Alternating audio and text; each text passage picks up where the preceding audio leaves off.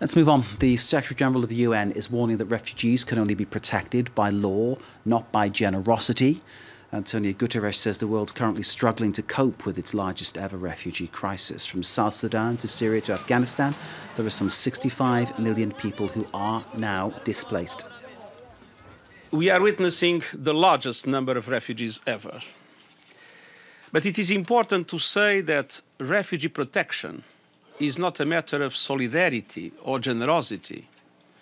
Refugee protection is an obligation under international law. We are seeing more and more borders being closed. We are seeing more and more refugees being rejected, and namely in countries of the developed world.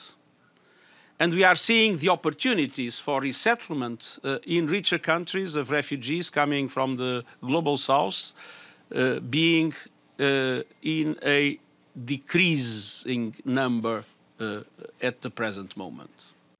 Antonio Guterres, the Secretary-General of the UN, speaking there. Here in the studio is Marie Martin, the Migration and Asylum Programme Officer from EuroMed Rights. Thank you for being with us. Good evening. Clearly, the situation, as Mr. Guterres outlines it, is dire, but you have now for us here some good news. Yeah, we have some good news that somehow echo what the Secretary-General just said. Like, we got a number of 28 refugees from Syria that were stranded at the Morocco-Algeria border for over 2 months. As of today, it was 63 days, including women and children. And these people have finally been let in Morocco.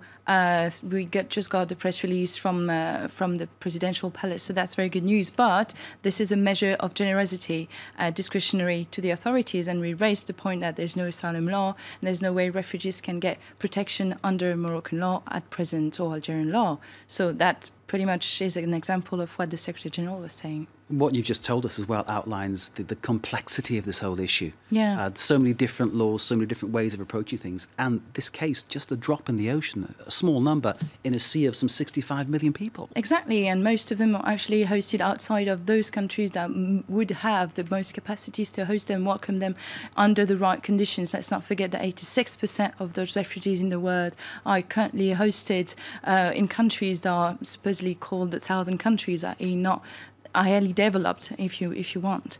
And this shows as well that there's a lot of solidarity, generosity showed, and also for countries that do not really have a choice to do so. But the European Union, including, has just not shown that same willingness to welcome these people. As of today, there's been hardly 20,000 people that have been welcomed in the European Union under the resettlement scheme that was agreed upon during what was called the migration crisis in 2015. 20,000 Just 20,000? It's really in the whole of Europe? Ridiculous. In the whole of Europe, all throughout, and those different countries. It is reported Germany let in 1 million.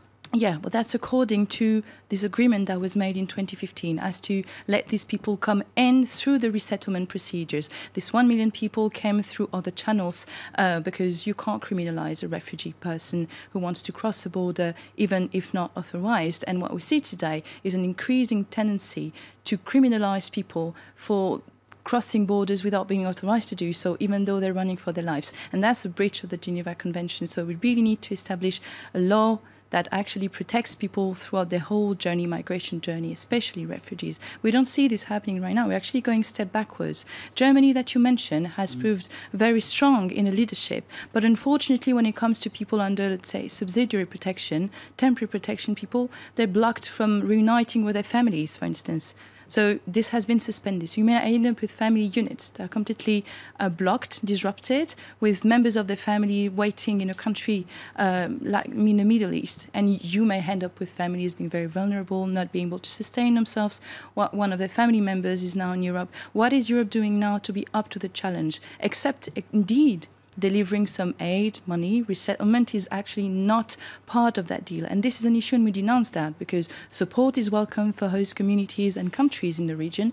But when it ends up in paying, for instance, Turkey for receiving refugees that have been actually sent back from Greece to Turkey. And those centers, as we know from the field, from member organizations in Turkey, have turned into detention centers, or centers where you can have inhuman degrading treatment, using EU money for that. There's a lot of things going on right now, and this generosity has been very much paved the way to security-oriented measures, which we denounce. And it's too bad, because we know that people are not against hosting these refugees, and that needs to be stressed as well. And the argument that these people should go home, of course, just doesn't stack up, because very often these people have no homes to go to, do they? Indeed, and we see it very clearly with the example of Afghanistan right now. Like, you have this joint way forward agreement, whatever it's called, between the EU and Afghanistan that was called, or even like Germany or Italy trying to externalize the way asylum is dealt with in countries like Tunisia, having these reception centers being paid for by those countries or proposed by those countries, when in fact Tunisia, for instance, has no